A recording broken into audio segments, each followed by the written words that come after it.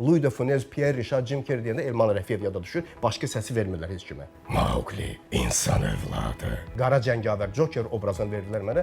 2 gün vaxtım getdi ona. Və nəvələm belə, baba bu sənin səsindir. Otururlar maraqla baxırlar. Alıp apardıklarını qaytarmısan? Hani benim budum? Hardadır? Ver onu mənə. Jim Carrey səsləndirmək çox çətindir. Bir cümlənin içində nə qədər zigzaqlar, çalarlar, qalxır, düşür. Salam, necəsən? Bəlkə sən mənim təyyarəmə minəsən? Yox, ola bilməz. Bunu səsləndirməli, sən səsini idarə eləməlisən. Bir var monoton, yəni sevgi ki, məsələsidir ki, salam, sən mənə çox xoşuma gəlirsən. Necəsən? O da lazımdır, amma deyirsən ki, salam, necəsən? Bəlkə məndən tanış olasan. Bax, bu başqadır. Burada sən çalarlar qatırsan ona. Cizgi filmi ən çətin dublyajın növüdür. Şirxanı səsləndirməkdən böyük zövq aldım. İyi bilmə qabiliyyəti məni allatmırsa, aranızda yad məxluq var. Gizlənirsən, çağrılmayan qonaq. Orada belə bir səhnə var. Bu görür qardaşını və qardaşım deyir və pilləkənləri düşür aşağı. Mən qayıtladım ki, mənim qardaşım! Yəni hər pilləkəndə bu səsi vibrasiya verməyə başladı. Titrəmə verdi. Bunu çox adam arzulayır. Çalışı yaxşı təraş eləyəsən. Salam. Buradan İngiliscə, buradan Azərbaycan və orada baxıb bunların üçünü birləşdirməlisən. Asan iş deyil. Bu illəri dublyajla məşğul olmağımın 30 ili tamam olur. Yəni ilk dəfə 1995-ci ildə dublyaja başladım və dublyajda çox böyük həvəsim var idi. Uşaqlıqdan sevirdim filmlərə baxıb onu sonradan təqlid eləmək, o səsləri çıxartmaq, səsləri onlara oxşatmaq. Yəni bunlar mənim istəyim idi və hətta ilk dəfə incəsənət aləminə qədəmim 10 yaşında oldu ki, kukla teatrında mən məşğul olmağa başladım və kukla teatrında sən özün görsənmirsən, sən səsinlə idarə edirsən kuklanı. Yəni bu da bir məharətdir və indiki kimi yadımdadır, Şəngül Şüngül Məngül tamaşasında mən canavarı səsləndirirdim. Yəni canavar obrazını səsləndirirdim. İlk tamaşaçım da anam, nənəm, xalam idi. Çox həyəcanlı idim. Və uşaq vaxtından o filmlər, cizgi filmlərdəki olan səslərə məndə bir maraq var idi. Hansı bir səs xoşuma gəlirdisə, istirdim ki, o səsi yaddaşımda saxlayım. Nə vaxtsa, çünki qarşıma məqsəd qoymuşdum ki, gələcəkdə aktyor olacağam. Özə qarşıma məqsəd qoymuşdum, kino aktyoru olacağam. Bilmən niyə görəsə. Çünki kinolara çox baxırdım.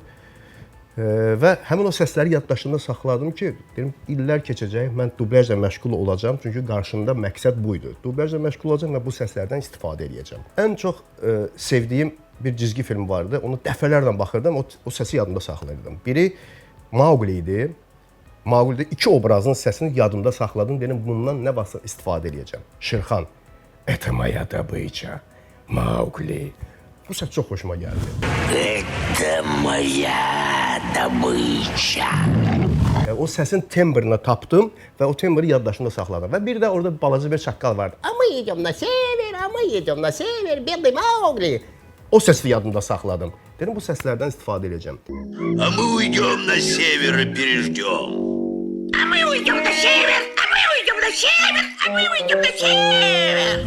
Dublyajla məşğul olmaq üçünsə, birinci növbədə nitqin yerində olmalıdır. Nitq vacib şərtdir dublyajda.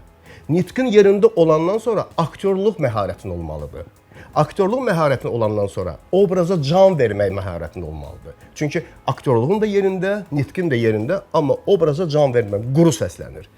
Yəni onu elə səsləndirməlisən ki, baxan desin ki, elə deyəsən, elə bu adam Azərbaycan dilində danışır. Ona görə dublyaj çox çətin sənətdir. Və mən də dublyajın ən çətin növünə meylləndim, cizgi filminə. Filmləri səsləndirirdim, amma cizgi filmi ən çətin dublyajın növüdür. Hətta mənim dostum Sabir Məmmədov deyir ki, sənin səsin bilirsən nə deməkdir? Sən cizgi filmi sənindir də. Və o cizgi filmdə niyə görə sevirəm? Cizgi filmdə tiplər olur, tipajlar olur. Onları müxtəlif səslərlə səsləndirəndə mənim özümə çox maraqlı gəlir. Çətin prosesdir. Çox çətin prosesdir. Təsəvvür edin ki, bir günün sənin gedir ona və sonda məhsulu görəndə və ondan böyük bir zövq alsan. Onun üçün də dublyaj üçün əsas vacib şərt nitqdir, səs ehtiyatıdır. Çünki ola bilsin ki, mən deməzdim ki, başqa aktyorlarda elə aktyorlar var ki, onların 1-2 səs dəyişmə imkanları var. Onlara da ehtiyac çoxdur. Amma o ki sənin səs çalarların dəyişirsə, onda sənin üçün böyük bir meydan açılır. Sən istədiyin vaxt Louis de Funès-i səsləndirə bilirsən, Joker-i də səsləndirə bilirsən. Çünki sən səsini idarə edirsən. Səsi idarə etmə məharəti və mikrofon qarşısında mikrofona yaxın və uzaq duranda səsinin necə çıxmasını özün naushnikdən eşidirsən. Bax, o vacib şərtdir. Bax, bunlara riayət edəndə olursan dublyaj aktyoru və məndə o dublyajə olan sevgi hələ də var və davam eləyir və dublyaj eləməkdən böyük bir zövq alıram. Mən dublyaj eləyəndə dincəlirəm. Hər hansı bir obrazı bir səsləndirəndə obrazın mimiklərinə, jestinə, hərəkətlərinə baxaraq onu hərdən baxırıq ki, ssenaridə elə söz yoxdur, amma mimikdən istəyirsən ki, buna bir də başqa bir səs artırasan. Baxırsan ki, düşür yerinə, bax onda mən böyük bir zövq alıram ki, deməli, mən bunu bacardım. Mənim mənzilimə get gör orada kim var, kim yatıb, xahiş edirəm səndən. Get gör adam var. Yaxşı, Mr. Joe.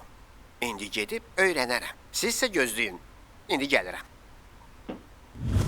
Niyə mən dublyajda xarakterik obrazlar səsləndirməyi sevirəm?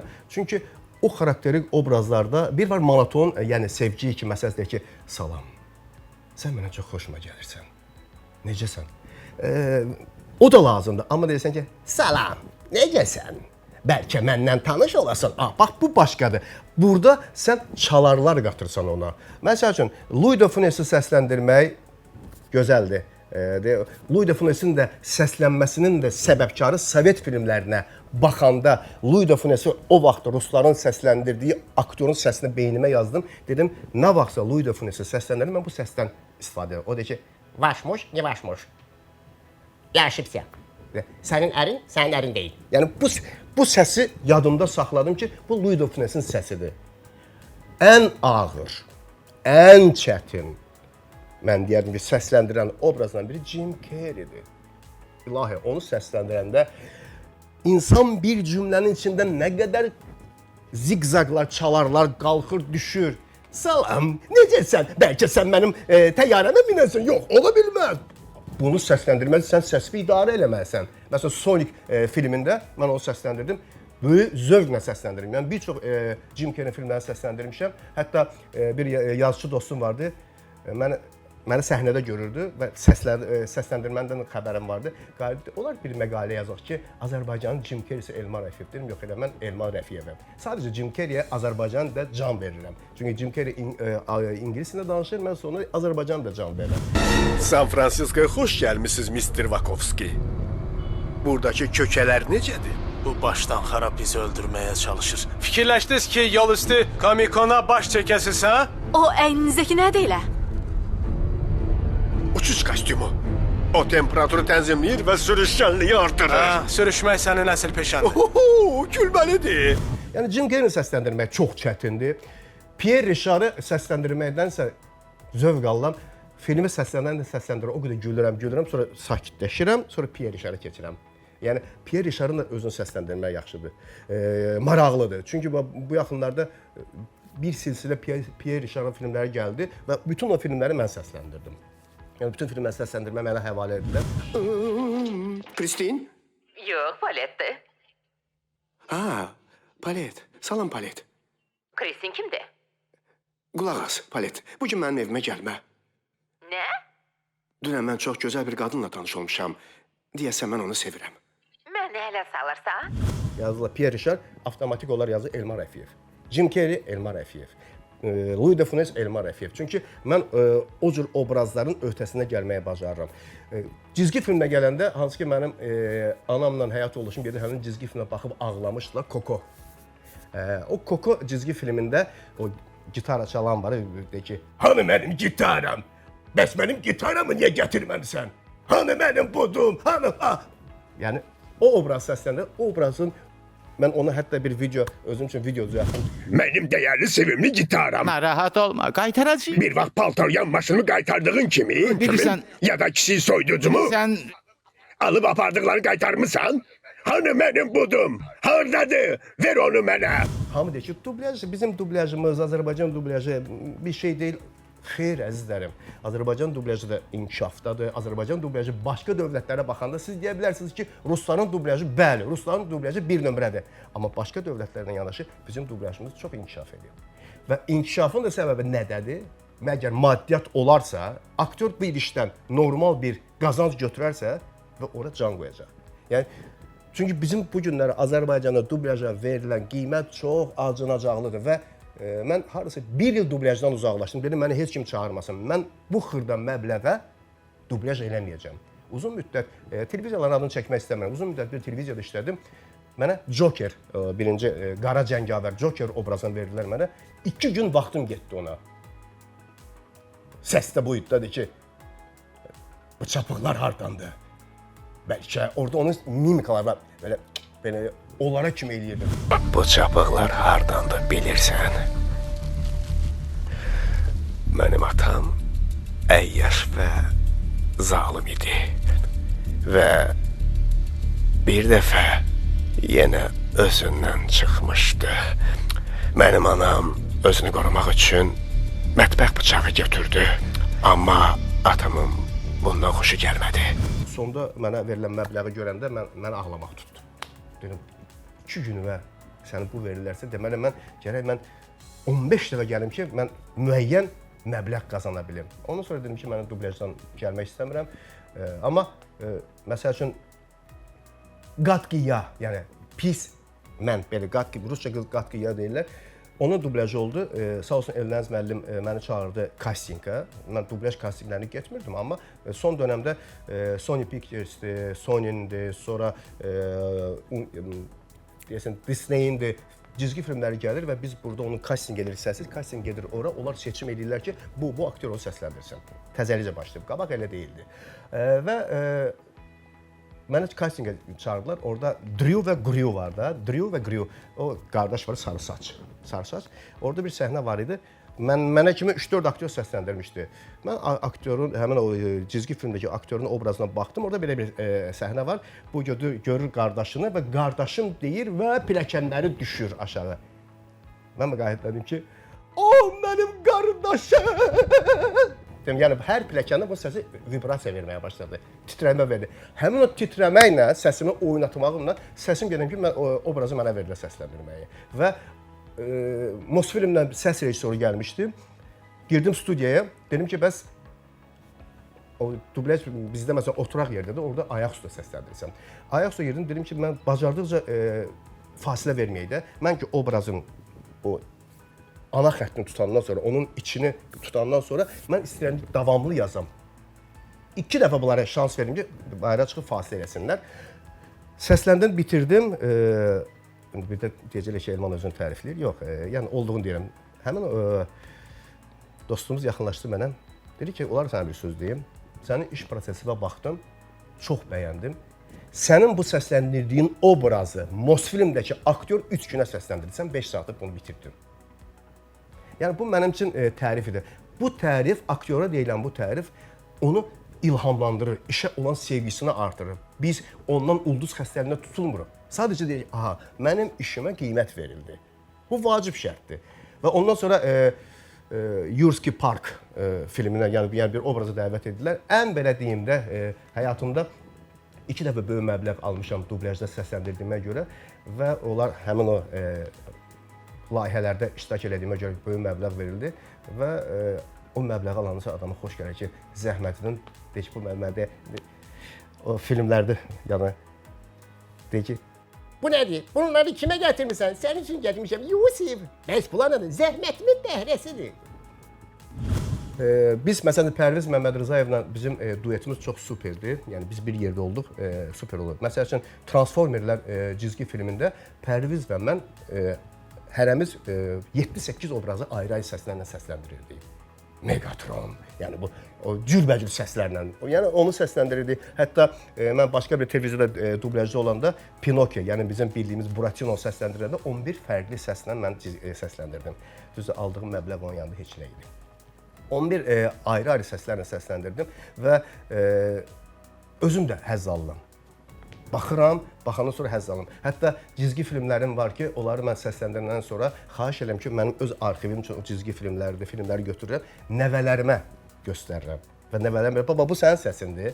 Otururlar maraqla baxırlar. Yəni iki nəvəm, qız nəvəm Amerikada yaşayır. Onlar üçün də göndərmişəm ki, oturub arada Azərbaycan cizgi filmlərinə baxsınlar. Elə burada da 2 qız nəvəm var, 4 dənə qız nəvəm var. Onlar üçün də maşında və yaxud da ki, evdə olanda qoyuram cizgi filmini izlədirəm. Yəni öz arxivim üçün saxlayıram ki, gələcəkdə yəni məndən nəsə qalsın. Mauglini mənə verdilər bir televiziyada. Dedim, mən Şirxanı səsləndirmək istəyirəm. Deyir, sən Şirxanı səsləndirə bilərsən. Dedim, niyə səsləndirəm?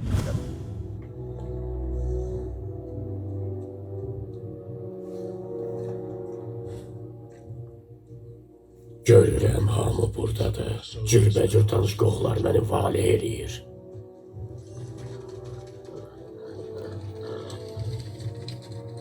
Amma iyi bilmə qabiliyyəti məni allatmırsa, aranızda yad məxluq var. Gizlənirsən, çağrılmayan qonaq. Bədbəxtlikdən insan qoxusu mənə çox yaxşı tanışdı. Və girdim studiyaya, mikrofon qarşısına, başladım səsləndirməyə. Mauqli, insan övladı, sən meşəlikdə, cəngəllikdə neynəyirsən? Bu cür səsləndirim. Bir də baxdım ki, şüşanın o birisi tərəfində komanda düzülüb, baxır ki, bu səs hardan çıxır. Və dedilər, sən bu səsi 3-4 saat saxlaya biləcəksən. Dedim, mən o səsin texnikasını bilirəm. Mən ondan elə istifadə eləyirəm ki, və o səsləndirmədə mənim boğazım yorulmur. Və onu səsləndirdim və günlərin bir günü başqa bir televiziya çağırdılar məni. Yenə də televiziyalar eyni cizgi filmləri səsləndirdilər. Gördüm, orada Mauqli cizgi filmdə mənə ilanı veriblər, K. Onu da səsləndirmək mənim üçün problemdir. Qayıtdım, dedim ki, amma Şirxan var, bax Şirxanı mən belə səsləndirərdim. Mauqli. Səsləndir deyirəm, yox səsləndirmirəm. İndi rejissor yalvarır ki, səsləndir də deyirəm, yox səsləndirmirəm. Dedi, məbləği artırırıq. Düşündüm, dedim, yaxşı, səsləndirirəm. Yəni, oradan onu səsləndirdim. Çox maraqlıdır. Yəni, həqiqi mənada cizgi filmlərini səsləndirmək çox maraqlıdır.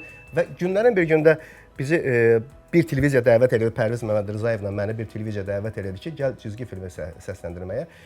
Bayram qabağı idi, sualtı ceyillər. Bizi çağırdılar və gəldik, danışdıq. Maraqlı faktdır. Gəldik, danışdıq. Dedi, bu obrazları siz səsləndirdiniz. Məbləğ nədir? Dedim, məbləğ budur. Yox, biz ona verə bilməliyik. Dedim, dur, Pərviz. Durdum, mindik avtobusa, maşınımız yox idi. Mindik avtobusa, Nizami metrosunun yanına çatanda zəng gəldi ki, sizin verdiyiniz məbləğlə razıyım, geri qayıdım. Və biz girdik, bir cizgi filmdə 6-7 obrazlar səsləndirdik. Yəni orada həm Bakılı var idi, Talışlar var idi, Naxçıvanı, Lətif Qordo gəldi o bə. Sonra Pərvizin orada balaca krevetkanı səsləndirmişdi, super eləmişdi o şəki ləhcəsi ilə. Yəni sonra orada cürbəcür obrazlar var ki, biz həmin obrazlara can verdik və az müddətdə çox populyarlaşdı cizgi film və hər kəs o cizgi filmindən danışdı. Sağ ol Latif, aferin sənə yol çalır. Özümü belə göstərirəm ki, qaçıb canını qutara biləsən. Mən çevriləndə çıx oradan, yaxşı? Dadlıdır, elə bil toyuq ətidir. Fərsiz. Bıy! Baba, sana nə dedim? Qaç da bə! Nə qoyursun? Qaç da bə! Bastı, afsalan bitti. Yox! Yox! Qardaşım gəlir, qaç! Yox, Fəxri dayan! Yox!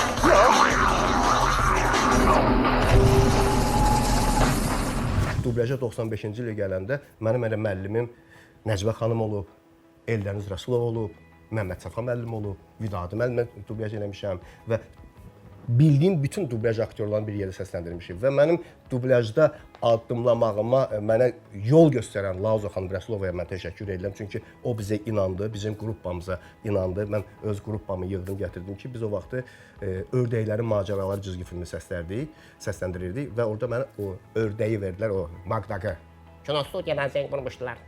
Bəlkə bugün gəlməyəcəksən. Yəni bu səslərlə və orada hərəm Azər Şabanov axşam orada səsləndirirdi. Qrupamız böyüdü. Ofeliya, sonra Nigar Gül Əhmədova və qrupamız yığıldı və getdi o ördəklərin macəralarını səsləndirdi və bu biz dublyajla məşğul olmağa başladı. Və ən çox da o vaxtda dəbdə idi də Hind filmləri. Hamı Hind filmləri ölürdü. Şahrukxanı mən səsləndirirdim. Pəh!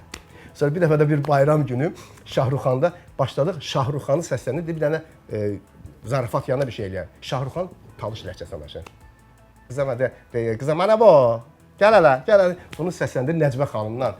Özümüz gülürük. Sonra onu 8 mart günü efirə verdik. Bir səhnə var idi. Bunlar danışırlar, sonra onların rəqsi gəlir bir ardıca. Yəni hərdən o dublyajda belə zarafatlar eləyirik və hərdən məsəl üçün elə məqam olur ki, səs rejissoru oturur burada və oxuyur və avtomatik elə söz əlavə eləyir ki, oradan rejissor baxacaq, bu söz burada yox idi. İçdən gəlir. Baxırsan obraza, fikir versən ki, bu söz yerinə düşəcək və onu səsləndirirsən, deyək, hə, bax bu qəbul olundu.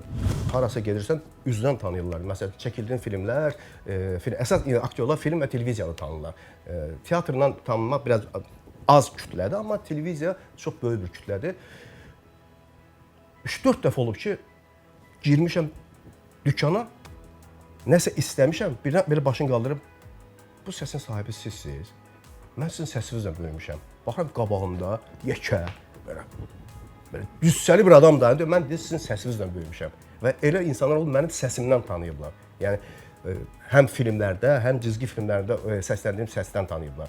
Və bu günləri bu mənim üçün çox qürur vericidir. Əgər bu günləri mən aktyor kimi tanınıramsa, səsimlə də tanınıramsa, nə gözəl. Və mənim, hamı deyir ki, sənin nəvələrin kefdədir. Mən nəvələrimlə tamaşa qururam.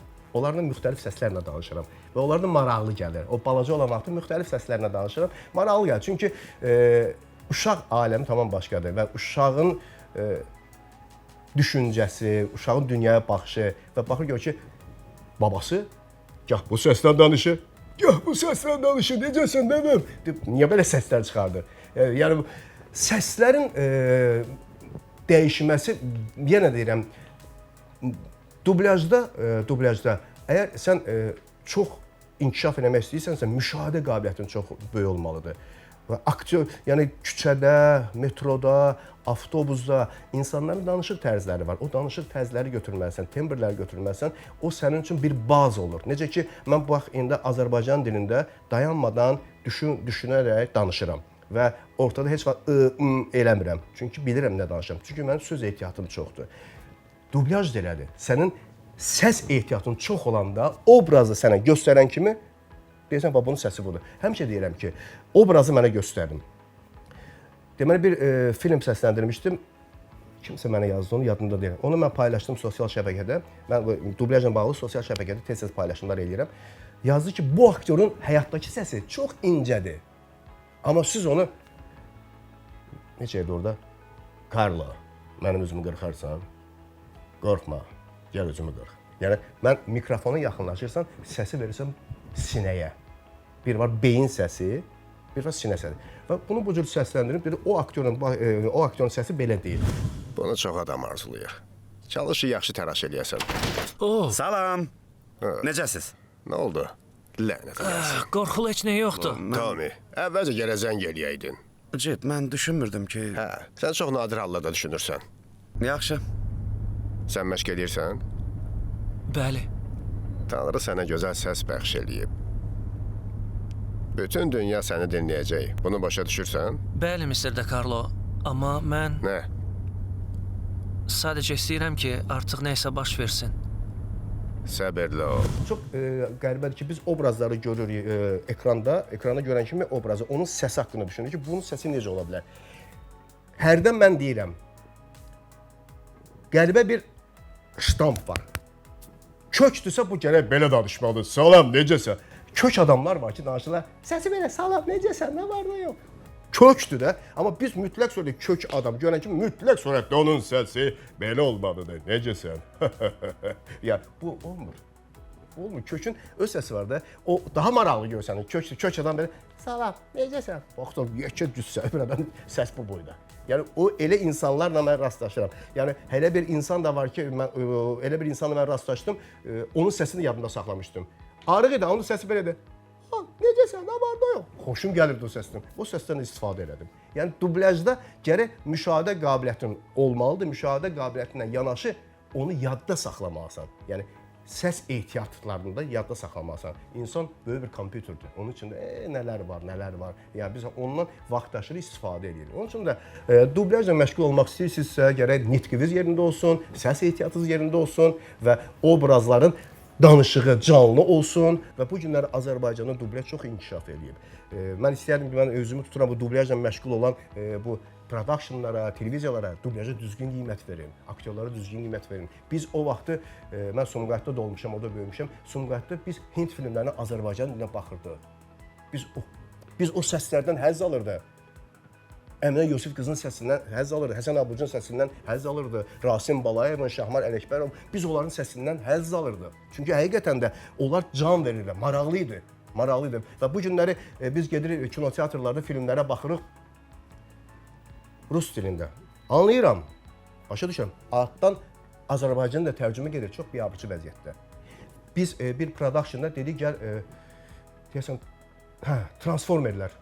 Transformerlər filmini 17 aktyorla səsləndirdik və super, yəni bir səs keyfiyyətini hamısını kinoteatra uyğunlaşdırdıq. Apardıq kinoteatrla dedi, bizə lazım deyil. 17 aktyor hərə öz obrazını səsləndirdi. Ruslarda niyə? Biz bəyənirik. Ruslarda hərə öz obrazını səsləndirir. Yaxşı ki, indi bilirlər, indi Louis de Funès, Pierre Richard, Jim Carrey deyəndə Elman Rəfiyev yada düşür, başqa səsi vermirlər heç kimə.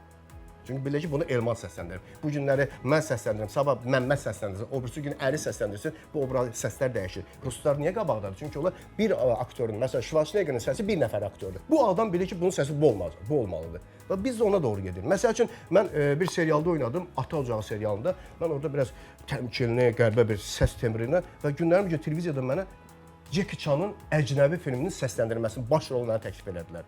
Dedilər, biz səndə obrazı görürük. Və getdim. Bəli, ona da 2 gün vaxtım getdi. Çünki elə bir sıfırdan film yazılırdı, sıfırdan səsləndirmə gedirdi və orada da bir çox aktyor qrupasını bir səsləndirdi. Çox gözəl bir film əmələ gəldi. Mən özüm oturub baxanda gördüm ki, o sakit, təmkinli danışır. Yəni mən görürəm biraz yüksək səslə danışır, amma təmkinli danışmalı ki, çox sakit danışırdı. Bəli, mən bütün bunları eləməkdə məqsədim odur ki, mənim qızımın qatilini tapmalıyam. Fikrimizin səs tembri dəyişildi. Amma biraz yuxarı qalxan kimi tamam başqa bir tembr olur. Və bunu idarə eləmək üçün professional olmalısan. Hamı deyir ki, dublyaj eləməyin nə var ki, bir çox insanlar gəlir dublyajla mikrofonun qarşısına və eyni anda qulağında qulaqcıq, əlində ssenari, qarşında ekran. Buradan ingiliscə, buradan Azərbaycan və orada baxıb bunların üçünü birləşdirməlisən. Asan iş deyil. Bura baxıb onun dodağı ilə eyni formada düşsün. Ona deyilir sinxron dublyaj. Qabaqçı dublyaj sinxron deyildi. Yəni ki, qabaq biz dublyajı sinxron eləmirdik. İndi yaxşı ki, kompüter dövrü inkişaf elədi. Biz dublyaj eləyəndə rahat dublyaj eləyə bilirik. Çünki dala qaytarıb həmin səsi dəyişə bilirik, hərfi dəyişə bilirik. Yəni bunları biz bacarırıq. Bax belə, yəni mən dublyaj haqqında saatlarla danışaram. Çünki dublyaj mənim sevdiyim çox öncədən gözəl bir növüdür və bu dublyajla məşğul olan aktyorlara mən çox sual verirəm ki, onlar dublyajı seçiblər, amma bizim dublyajla məşğul olan professional aktyorlarımız azdır. Professionaldılar, amma azıq. Və yeni bir gənclər gəlib qoşulmalıdır oraya, yeni səslər qoşulmalıdır. Çünki hansı kanalı açsan ancaq Elmanın səsi gəlməsin, başqa bir adamın səsi gəlsin. Açıram, bu kanalı Elman səsi, o birisi filmdə Elman səsi olmamalıdır. Yəni, vaxtaşırı bu bizim İncəsənət Universitetini bitirən aktyorlar dublyajı da meyllənməlidir. İncəsənət Universitetini bitirən aktyorlar ancaq meyllənlər ki, biz seriala çəkiləcək və ulduz olacaq bir gecədə. Yox, elə olmur. Pillə-pillə hər şeyə çatırsan. Əgər mən qarşıma məqsəd qoymuşdum, aktyor olan şəxs hər şey bacarmalıdır. Gözəl nitqi olmalıdır, dublyaj eləməyi bacarmalıdır, aktyorluq eləməyi bacarmalıdır, aparıcılıq eləməyi bacarmalıdır. Yəni, bunların hamısını sən özündə cəmləndirməlisən. Yoxsa bir tərəflə, mən ancaq kino aktyoram, mən teatrda oynayan mənəm, mən teatr aktyoram, kinoda oynayan mənəm. Yox, hər tərəfli inkişaf lazımdır. Və şükürlər olsun ki, bu günləri professional aktyor komandamız var, çox professionaldılar, həm televiziyada, həm kinoda, həm tamaşalarda, həm də ki, dublyajda. Hər kəsə mən uğurlar arzu edirəm. Arzu edirəm ki, dublyajı bizim tamaşaçılarımız sevsinlər və sevilsin. Mən hətta ustad dərsləri keçirirdim. 2 il bundan qabaq yayda. Yəni ancaq rusca filmlərə baxan balaca uşaqlar, yəni 10-15 yaşlar dedim Azərbaycan dublaj, biz dublaj bəyənmirik. Bəyənmirsiniz? Mənim də özümün bir blokum var. Göstərirəm bunu. Baxın, bunu siz eləmisiniz, dedim mən. Azərbaycanda dublaj var. Yəni həqiqətən də var. Onun üçün də mən istəyərdim ki, bizim tamaşaçılar bizim dublajı sevsinlər. Bəli, səhvlər olur, bəli, onlar olmalıdır. Güya ki, başqa yerdə səhv yoxdur. Olur, amma hal-hazırki dövrdə dublajımız çox inkişaf edib və bu günləri hərdən sual verilir ki, niyə türk filmlərini siz Azərbaycan dilində səsləndirirsiniz? Əzizlərim, Gədəbəydə, nə bilim, Qubadlıda, nə bilim, Lənkəranda elə yaşlı adamlar var, türkçə bilmirlər. Biz ona görə türk Azərbaycan səsləndirərik. Mənim atam türkçə başa düşmür. Çünki türklərin elə sözü var ki, biz anlamırıq onu. Onun üçün də biz o türk filmlərini Azərbaycan səsləndiririk ki, insanlar onu başa düşsünlər. Və Azərbaycan da filmlərə baxan bir çox rayonlar ancaq Azərbaycan da filmlərə baxırlar. Azərbaycan da səsləndirilmiş filmlərə baxırlar. Onun üçün də dublajı inkişaf etdirmək üçün ona düzgün qiymət verək, ona böyük bir komanda yığaq. Çünki professional bizim rejissorlarımız var, professional bizim səs rejissorlarımız var. Çünki texnika da güclü olmalıdır ki, sən o dublajdan o həzzi ala biləsən. Məsəl üçün, mən səsimi dəyişirəm mikrofon qarşısında, onlarsa effektlə dəyişirlər. Amma biz onu bacarırıq. Ona görə dublajla məşğul olan hər kəsə mən uğurlar arzu edirəm. Gözəl bir növdür və nə qədər ki biz varıq, dublaj da var.